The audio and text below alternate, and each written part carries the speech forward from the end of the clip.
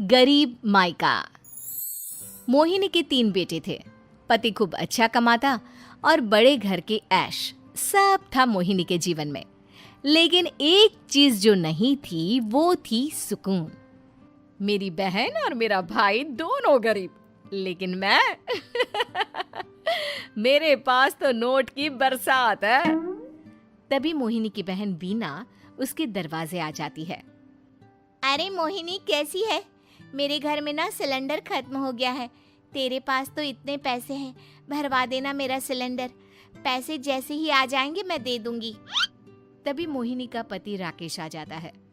क्या है बिना, ये अपने घर की परेशानी हम लोगों के घर ना गाया करो। तुम्हारी बहन को तुम लोगों पर तरस आ जाता है और वो पैसे देने लग जाती है।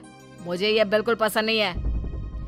ओ जीजा जी, नहीं, मैं तो वो बस अच्छा मैं चलती हूँ। बीना वहां से चली जाती है। उसके जाने के बाद अच्छा किया जो आपने सुना दिया।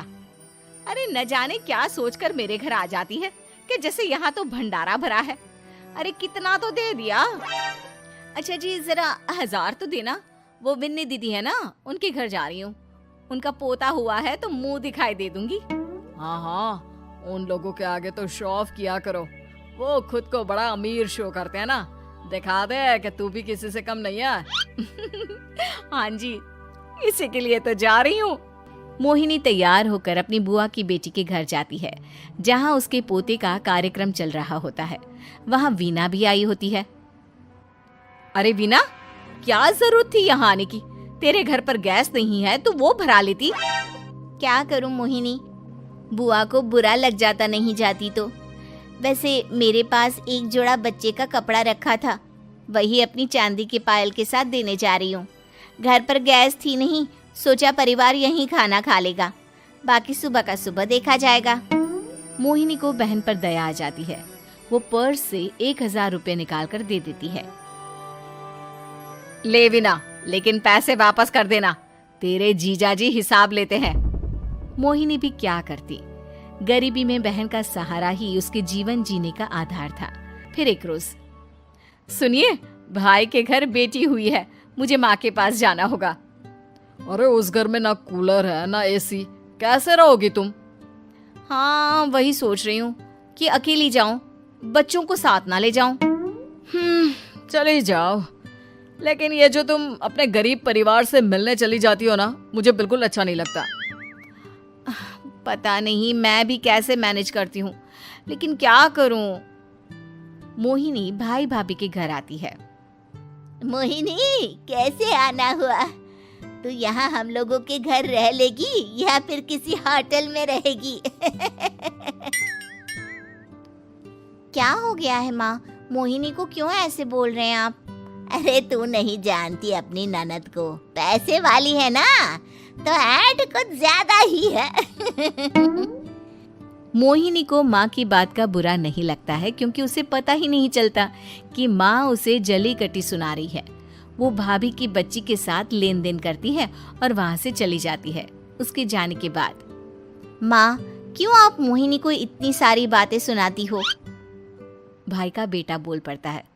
माँ, क्योंकि दादी जानती है कि बुआ के अंदर घमंड है। सही बोल रहा है मोहन। बहू भले तुझे ना दिखता हो, लेकिन मुझे और मोहन को दिखता है कि वो कितनी घमंडी है। मोहिनी मायके आती है, जहाँ गरीबी के कारण चीजें कम होती हैं। इस मोहन के बच्चे को काम पर लगा दो ना, किसी दुकान या किसी होटल में। बर्तन धो लिया करेगा, कम से कम 4 पैसे और आएंगे घर में। देख मोहिनी, माना तेरे पास पैसा है, लेकिन तेरे भाई के दिन इतने भी बुरे नहीं चल रहे कि वो अपने बच्चे की पढ़ाई रुकवाकर उससे बर्तन धुलवाए। मोहन माँ की ओर देखता है, जैसे आंखों से बोल रहा हो, देख लिया बुआ का हाल। हाँ मोहिनी, बात तो सही है, लेकिन अभी मोहन को पढ़ना है। आखिर तुम भी तो अपने दोनों बेटों को पढ़ा रही हो ना।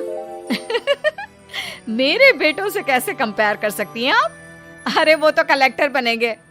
हाँ, कल को वो मोहन को नौकरी में रख लेंगे, क्यों? मोहिनी कुछ दिन और रहकर चली जाती है।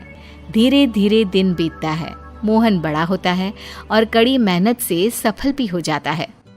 मोहिनी, माँ के जाने के बाद तो तुमने भाई भाभी के घर जाना छोड़ ही दिया, क्यों? वो क्या है ना, उन लोगों का घर छोटा है, मेरे बच्चे जाना ही नहीं चाहते। पर तुझे क्यों अचानक मायके की बात याद आ गई?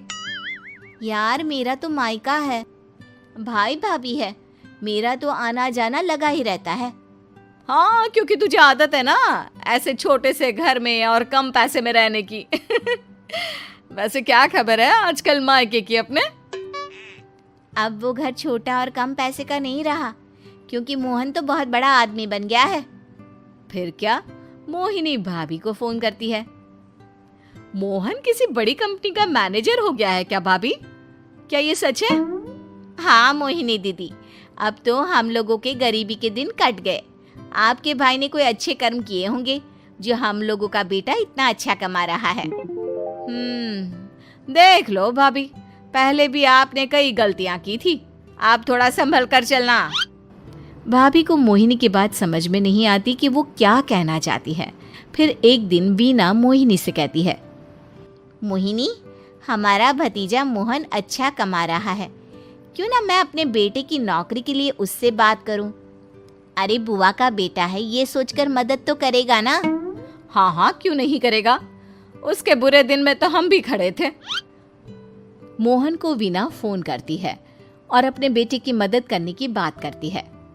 हाँ हाँ बुआ, क्यों नहीं, आप सिद्धार्थ को भेज दें, मैं अपनी ही कंपनी में उसकी नौकरी करवा देता हूँ। दिन बीतते हैं, अब वीना के हालात भी अच्छे हो जाते हैं। क्या बात है वीना, तूने भी कार ले ली, वो भी इतनी अच्छी? हाँ मोहिनी, अपने भतीजे के कारण तो हम लोगों के दिन अच्छे हो गए। उसने सिद्धार्थ की नौकरी लगवा दी है, वो भी शानदार। ठीक है, लेकिन पैसे ख्याल से खर्च करना। वो क्या है ना, पैसे आने आसान है लेकिन संभालने मुश्किल।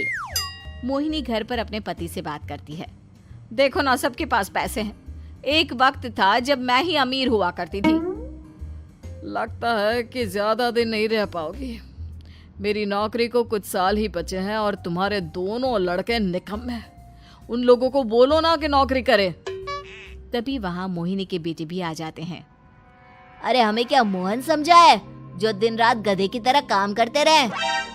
खैर, दिन फिरते हैं और मोहिनी के पति की नौकरी भी खत्म हो जाती है। मोहिनी क्या करे, थोड़े से पैसे में गुजारा नहीं हो रहा है। तो क्या करे, मेरी समझ में कुछ नहीं आ रहा। मोहन को बोलो ना कि वो इन दोनों के लिए नौकरी देखे, जैसे सिद्धार्थ के लिए नौकरी देखी है। मोहिनी क्या कहती, उसे अपने वो दिन याद आ जाते हैं जब उसने भाभी से मोहन को नौकर बनने की सलाह दी थी। क्या हो गया, क्या सोच रही हो मोहिनी? यही कि वक्त कभी भी किसी का भी पलट सकता है, ऊपर वाले से डर कर रहना चाहिए।